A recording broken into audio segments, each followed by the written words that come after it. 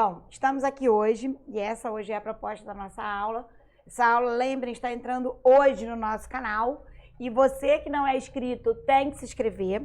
Aqui nós temos aula de constitucional claras e objetivas e eu conto com a sua presença.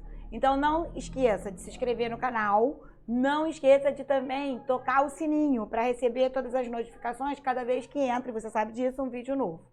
Lá no Instagram, você me segue.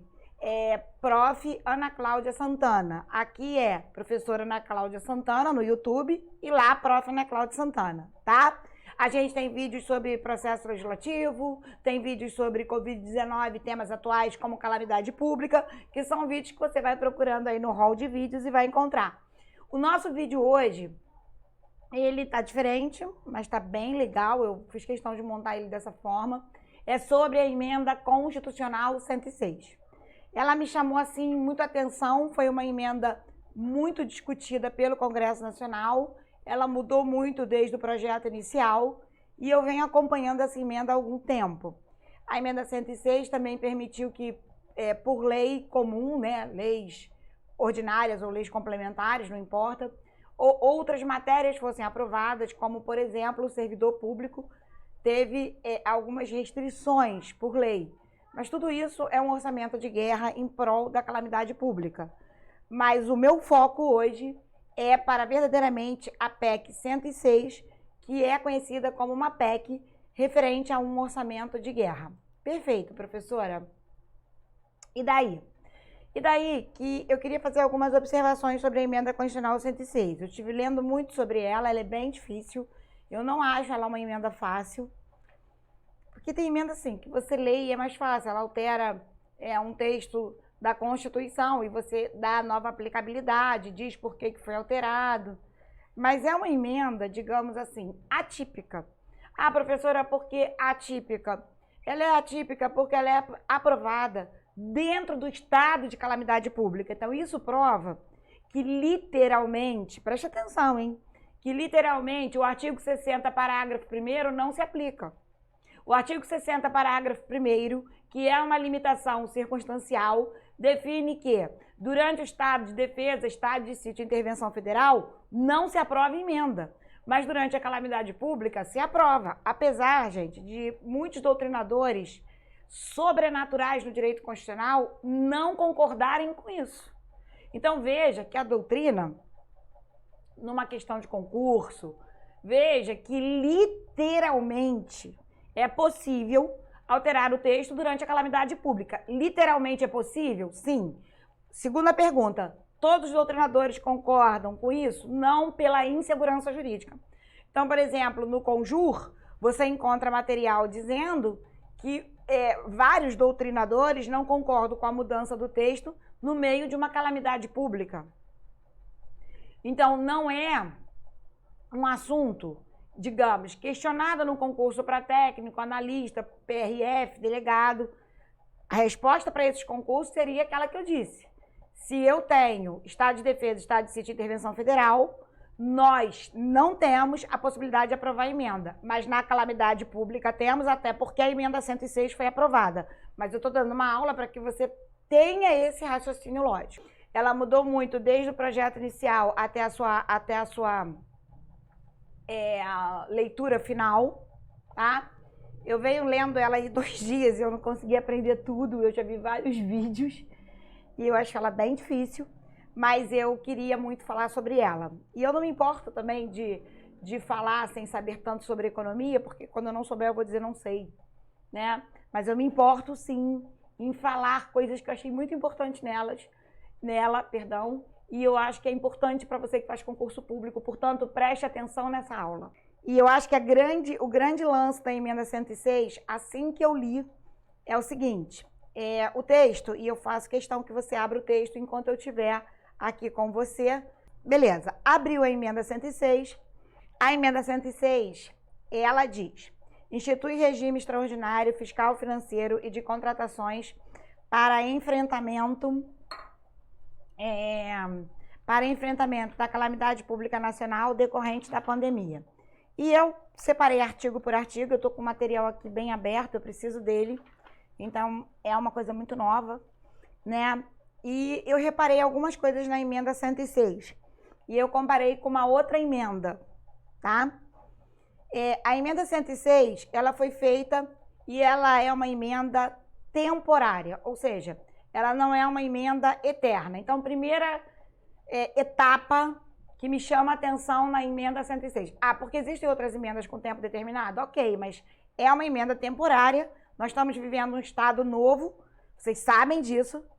E a calamidade pública, enquanto persiste também o texto da emenda 106. O próprio texto, no último artigo, declara, tá aqui, ó, no último artigo declara, que é o artigo 11 na minha cabeça, mas como eu tô com muita coisa na cabeça, 11, ele diz: esta emenda constitucional entra em vigor na data da sua publicação e ficará automaticamente revogada na data do encerramento do estado de calamidade pública reconhecido pelo Congresso Nacional. Ela foi publicada no Diário Oficial, dia 8 de maio, sexta-feira, caiu numa sexta-feira. Ela foi aprovada e a mesa assinou, né, nas votações finais. Lembrando que uma emenda, de acordo com o artigo 60, parágrafo 2º, é votada 2 vezes na Câmara e 2 vezes no Senado. Então, essa emenda ela foi assinada no dia 7 de maio de 2020, e publicada no dia 8. Então, ela só perdura ou ela só existe enquanto durar a situação de calamidade pública. Então, é uma emenda temporária. Não é uma regra, mas quando necessário eu preciso fazer. E ela diz: institui regime extraordinário fiscal financeiro de contratações para enfrentamento da calamidade pública nacional decorrente da pandemia. Até aí, beleza. A ementa, que é a explicação do conteúdo da emenda, que é esse texto que eu estou lendo com vocês e vocês estão me acompanhando aí no material de vocês, é a explicação do conteúdo da lei. Ok, aí a lei começa. Ele diz: as mesas da Câmara e do Senado, nos termos do parágrafo 3º do artigo 60, promulgam a seguinte emenda ao texto constitucional. Esse caput, quando eu li, eu falei: Deus, nesse caput, ele não diz, percebam, qual é o artigo da Constituição que está sendo alterado ou que está sendo incluído, por exemplo, na ADCT. Ou uma emenda altera um artigo do texto, ou uma emenda, ela é incluída no texto através da ADCT. Aí, o que eu fiz? Comecei a estudar, fui no projeto inicial da emenda. Inicialmente, esta emenda, ela tinha um projeto que ela acrescentava o artigo 115 na ADCT. Mas com o texto aprovado, depois de muitas discussões, eu acabei de ler. A mesa da Câmara e do Senado aprovam a emenda na forma do artigo e não diz qual é o artigo alterado. Ou seja, nenhum artigo foi alterado e nenhum artigo foi acrescentado. Essa emenda não está no texto. Entenderam agora? Como assim, professora? Todas as emendas estão no texto. Por exemplo, eu estudo para os tribunais e a emenda 45 de 2004, ela alterou o Poder Judiciário. A emenda 45 de 2004 alterou o artigo 5º, parágrafo 3º. E outras emendas, emenda 52, emenda 97, que alterou o artigo 17. Ou seja, em regra, as emendas ou alteram o texto ou são acrescentadas na ADCT. Mas elas entram no texto. Observem, esse texto não diz qual é o artigo alterado. E quando eu li isso me chamou a atenção. Principalmente para quem é concurseiro, esse vídeo é muito importante, muito dirigido. O que ocorre? Em 2016 foi aprovada a emenda 91, que era a possibilidade dos parlamentares mudarem de partido político, chamada Janela dos Partidos Políticos. A emenda 91 de 2016, a emenda 91 de 2016, todo mundo anotando. Ela, que é a janela dos partidos, ela permitiu que o candidato saísse de um partido para outro sem perder o mandato. Emenda Constitucional 91 de 2016. Se você procurar a emenda constitucional 91 de 2016, você não encontra no texto. Ela não entra na ADCT e ela não entra na própria Constituição. Ué, professora, como uma emenda não entra no texto? Que emenda é essa? Ou seja, esta novidade, ela surgiu em 2016 com a emenda 91. Até então, nós não tínhamos intimidade com essa emenda. E essa emenda é a chamada emenda avulsa. Então, a emenda 91 de 2016 é a chamada emenda avulsa, e eu fui lá, peguei o caput da emenda 91 de 2016, comparei com a emenda 106 de 2020 e o caput é idêntico, não altera e nem integra artigo nenhum. Portanto, hoje, a Constituição, e isso será questão de concurso público, tem duas emendas avulsas, a emenda 91 de 2016 e a emenda 106 de 2020. Elas literalmente não entram no texto, mas elas formam o chamado bloco de constitucionalidade. O que é o bloco de constitucionalidade? O bloco de constitucionalidade é tudo aquilo que é parâmetro para controle de constitucionalidade. Então, é parâmetro a Constituição, é parâmetro os tratados que passam pelo procedimento de emenda, como o tratado que trata dos direitos das pessoas com deficiência, é parâmetro a emenda 91, apesar de não estar no texto, e agora é parâmetro para controle a emenda 106 de 2020. Portanto, se você vai fazer prova aí nesse período, porque os concursos públicos estão suspensos durante a pandemia, meu amor, estão, mas daqui a pouco não estarão. Isso será questão de concurso e poucos sabem disso. Se você está aí se preparando para delegado, se você está se preparando para analista e até, eu acho mais difícil cair numa prova de técnico, mas atenção, isso é questão de concurso, inclusive da magistratura, que vai colocar para fora. Mas você que está fazendo a prova de técnico, quem sabe mais, sabe menos. Então aprendam o que eu vou repetir. A emenda 91 de 2016 e a emenda 106 de 2020 são consideradas emendas avulsas, que literalmente não incorporam o texto da Constituição, vírgula, porém formam um bloco de constitucionalidade. Se uma lei infra atinge a emenda 91, cabe a DIN. Se uma lei infra atinge a emenda 106, também cabe a DIN. Então, essa explicação é muito importante. E a emenda 106, ela quando foi apresentada como projeto de lei, chamado PEC, Projeto de Emenda Constitucional, ela não teve justificativa. Geralmente no processo legislativo, quando a gente apresenta um projeto de lei, obrigatoriamente a gente tem que ter justificativa. Não teve justificativa. A emenda constitucional 106 não seguiu todas as regras do regimento interno. A justificativa da casa foi que a casa estava vivendo um estado de calamidade e você comparando o caput da emenda 91 e o caput da emenda 106, você entendeu que são duas emendas avulsas que literalmente não estão no texto, mas formam um bloco de constitucionalidade. Bom, qual o objetivo da emenda 106 de 2020? É o enfrentamento da calamidade pública e o objetivo aí da União auxiliar estados e municípios. Então, o objetivo inicial, por isso que é chamada Orçamento da Operação de Guerra, essa emenda 106 tem essa denominação, porque seria essa ajuda da União para estados e municípios. Perfeito. Então, esse era o objetivo da emenda 106. Tá, ok. Aí o artigo 1º, ele diz que durante a vigência do estado de calamidade pública, reconhecido pelo Congresso em razão da emergência da saúde pública de importância internacional decorrente da pandemia, a União, presta atenção, hein? A União, primeira observação, o artigo 1º não abre para estados e municípios nenhum tipo de possibilidade no regime extraordinário.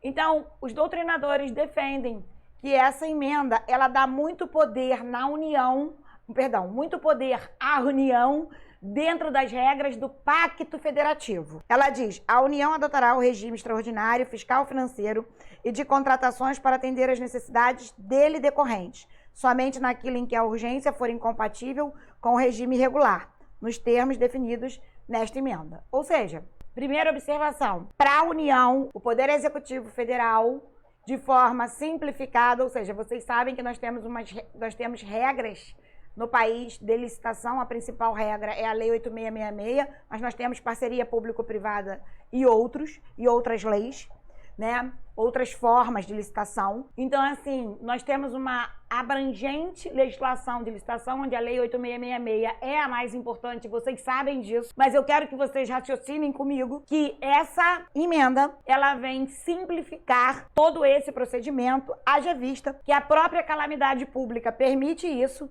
E o estado de calamidade pública está no artigo 65 da Lei de Responsabilidade Fiscal, onde ali existe a possibilidade da União e, consequentemente, dos entes federativos, no mesmo ritmo, terem os prazos suspensos, não cumprir a meta fiscal, ter gastos extraordinários. Então, primeiro foi decretada a calamidade pública, logo depois a emenda 106 é aprovada, e a emenda 106 vem para contribuir com o estado de calamidade pública na questão das despesas do Estado, na situação extraordinária que vivemos, e ela dá ao Poder Executivo Federal, de cara no artigo 1º, o poder diz claramente, regime extraordinário, fiscal, financeiro e de contratações. Ela dá para a União. Então, o Poder Executivo Federal, de forma simplificada, ele vai poder contratar pessoal, ele vai poder contratar obras, serviços e compras. O texto vai dizer,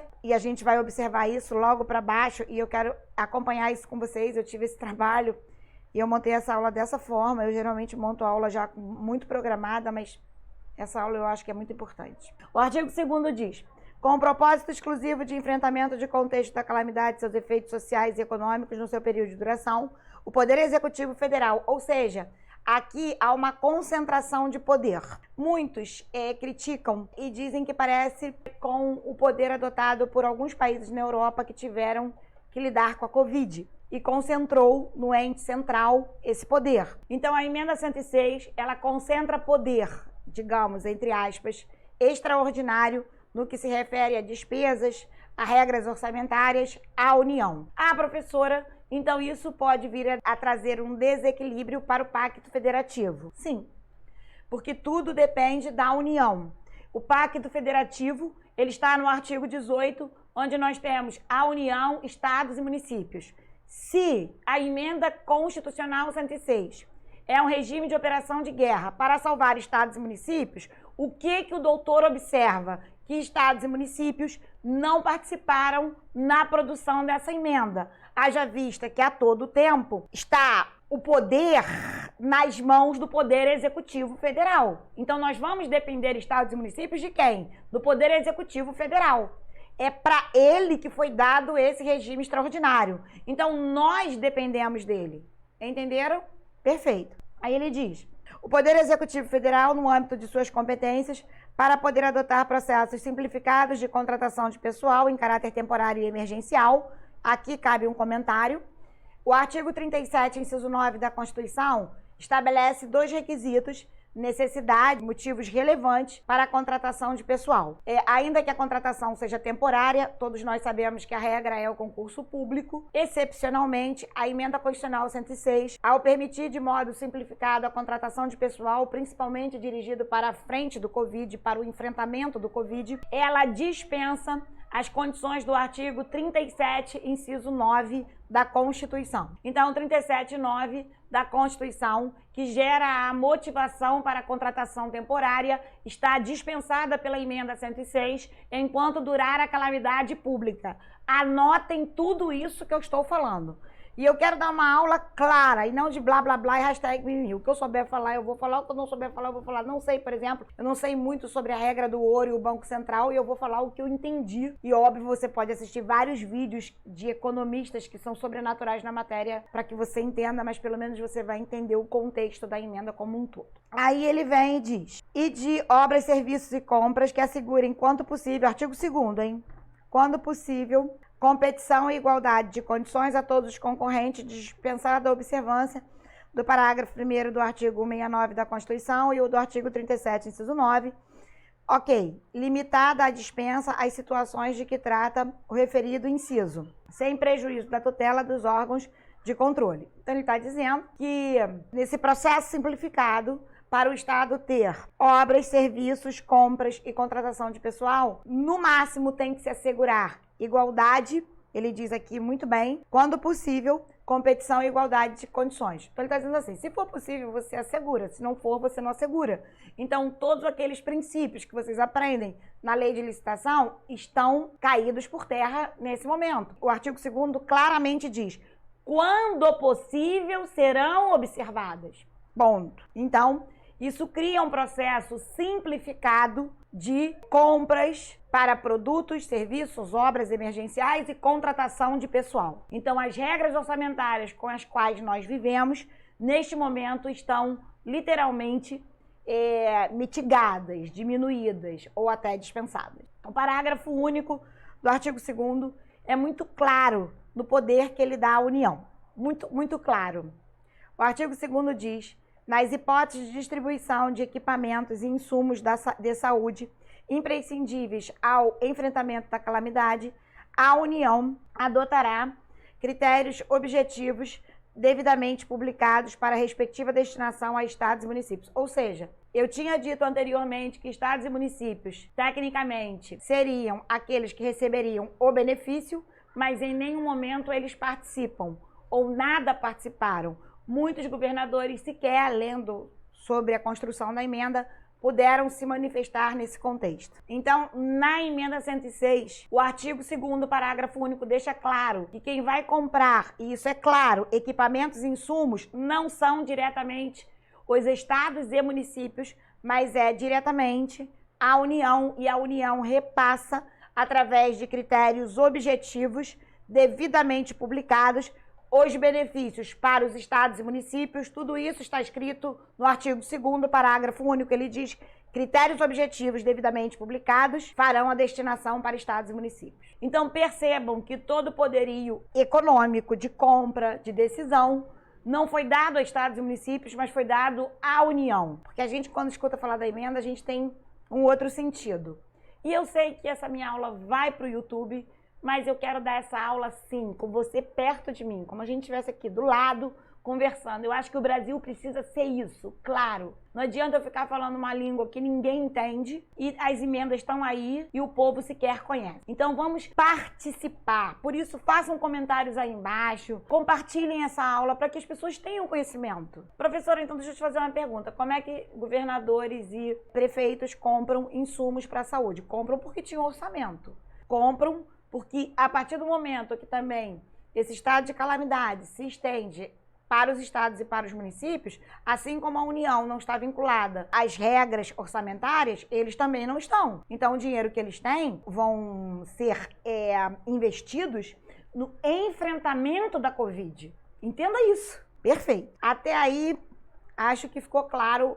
Primeiro, é uma emenda avulsa, não altera artigo nenhum. Segundo, claramente dirigida ao Poder Executivo Federal. Terceiro, é ao Poder Executivo Federal que, de forma simplificada, pode comprar, pode fazer obra, pode ter serviços e fazer contratação de pessoal de forma emergencial. É dele todo o poderio. E fica muito claro no artigo 2º, parágrafo único, é também ele que vai comprar os insumos necessários e os equipamentos necessários. Por isso que tem muito município que não tem dinheiro que diz: estou esperando a União me enviar. Enquanto a União não envia, eu não tenho. Então isso começa a explicar um pouco do quadro que a gente vive no Brasil. Por exemplo, Manaus. Manaus, o prefeito, só vejo ele chorar. Eu não conheço Manaus profundamente, tô dando pitaco até onde eu não sei, mas pro cara chorar tanto, ele não deve ter dinheiro nenhum para investir mais, até porque ele chegou, segundo ele, e eu tô falando do que vejo na televisão, no limite máximo de tudo. Não é verdade? Então é isso que eu quero corroborar com vocês,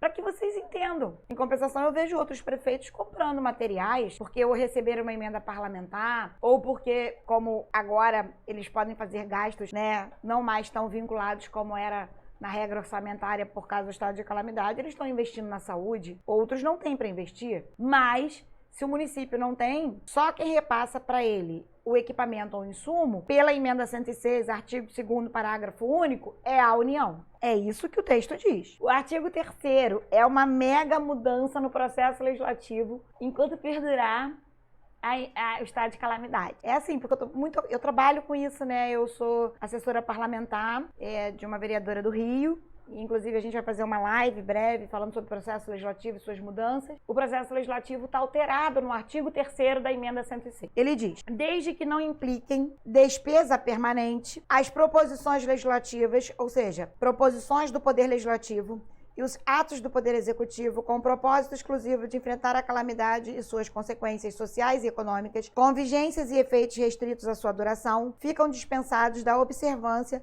das limitações legais quanto à criação, à expansão ou ao aperfeiçoamento de ação governamental que acarrete aumento de despesa e a concessão ou a ampliação de incentivo ou benefício de natureza tributária da qual decorre renúncia de receita.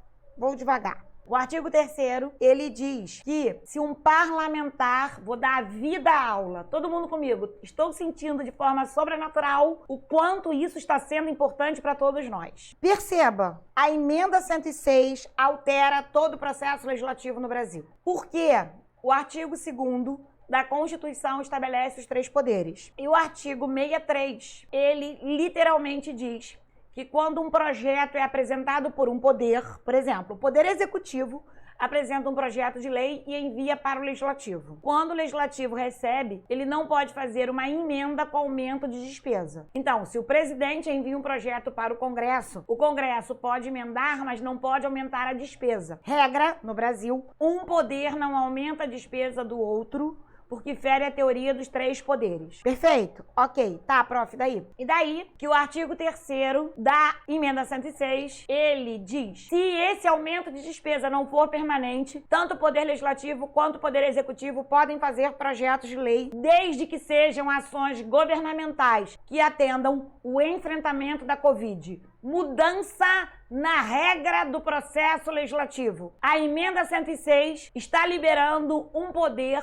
de aumentar a despesa do outro, desde que seja para atender o enfrentamento da Covid. Olha o quanto isso é importante, sequer foi percebido por muitas pessoas. E eu vou te falar de mim. Eu fui ler essa emenda, que eu li isso e eu fui estudar porque eu falei, realmente, isso agora caiu por terra. Ou seja, enquanto durar a Covid, não importa se está aumentando ou não a despesa. Isso já não é motivo de inconstitucionalidade. E aí, é a própria Constituição meio que se desdizendo, né? Porque a gente aprende que um poder não aumenta a despesa do outro, mas agora pode, porque agora a gente está enfrentando a calamidade pública. Por isso, essa emenda tem que ter caráter temporário, porque o próprio texto diz que as limitações, nesse momento, elas são dispensadas. E isso é uma limitação no processo legislativo. Então, hoje eu descubro que um deputado, que um vereador, que um senador pode apresentar um projeto de lei com aumento de despesa para o executivo. E ele não pode alegar a inconstitucionalidade desse projeto, desde que presente requisitos para o atendimento da Covid-19. Olha que mega mudança no processo legislativo. Lá no final do artigo 3º, quando ele diz ou benefício de natureza tributária da qual decorra a renúncia de receita. Ele está dizendo o seguinte, ou quando é apresentado um projeto de lei que dá ao Poder Executivo o direito de, por exemplo, até renunciar determinada receita, suspender determinada receita. E hoje, enquanto nós estamos vivendo a Covid, como disse para vocês, trabalho na Câmara, e a Câmara do Rio aprovou um projeto relativo ao IPTU, no artigo 2º, onde, se você mora no Rio de Janeiro e você deve IPTU de 2020 hoje, e nós estamos gravando esse vídeo em maio, você pode, seguindo o procedimento que está na prefeitura, entrar lá e pedir para pagar todo o seu IPTU no Rio de Janeiro, com desconto de 20%. Então, se você deve ainda as parcelas restantes, você vai somar, tirar 20%, pegar o seu boleto e pagar todo o IPTU do ano. Mas, professora, no início do ano, quem pagou o IPTU à vista teve 7% de desconto. Agora, com a calamidade pública, a pessoa, então, teve um prejuízo, porque agora o desconto é maior. Exatamente. Entendeu tudo. Mas, nesse momento, o desconto para o IPTU no Rio é de 20% para quem vai pagar à vista. Também existe possibilidade para quem tem dívidas com o IPTU rever essas dívidas. Então, por que eu estou dando esse exemplo? Para que você entenda que projetos de natureza tributária estão sendo aprovados nos estados e nos municípios. Por exemplo, suspensão de ITBI, também a suspensão, por exemplo, no Rio do IPTU de 2020, quem deve IPTU desses meses que nós estamos em casa, vai poder editar um bloco de agosto a dezembro. Então, quando o artigo 3º da emenda 106 diz que ou benefício de natureza tributária da qual decorre renúncia de receita, ele está dizendo que um parlamentar também pode apresentar um projeto de lei estabelecendo que o executivo renuncie receitas. Por quê? Porque quem estuda regras orçamentárias sabe que o artigo 14 da Lei de Responsabilidade Fiscal determina que, se você renuncia uma receita, você tem que compensar esta receita. Você tem que compensar. O artigo 14 diz, só pode haver renúncia se houver compensação. O que me chama a atenção? O que ele está dizendo aqui é que pode haver renúncia e, nesse momento, está dispensada a compensação. Só que a questão econômica é como o Estado como um todo, e não a Estado como um todo, Estado todo. E aí eu estou incluindo todo mundo. Pacto federativo. Como eu vou renunciar e sobreviver? De natureza tributária, a compensação não é obrigatória. Inclusive, a emenda 106 abre mão disso. E o Supremo Tribunal Federal já tinha dado uma decisão vinculando o estado de calamidade à LRF e falando que esses limites agora já não eram tão exigidos, né? Perfeito. Então, isso me chama a atenção. Isso abre brecha para projetos de lei. O parágrafo único diz que durante a vigência da calamidade pública não se aplica o disposto no parágrafo 3º do artigo 195, tá? Aí depois vocês dão uma lida lá. Basicamente, é tudo isso aí que eu tô falando para vocês.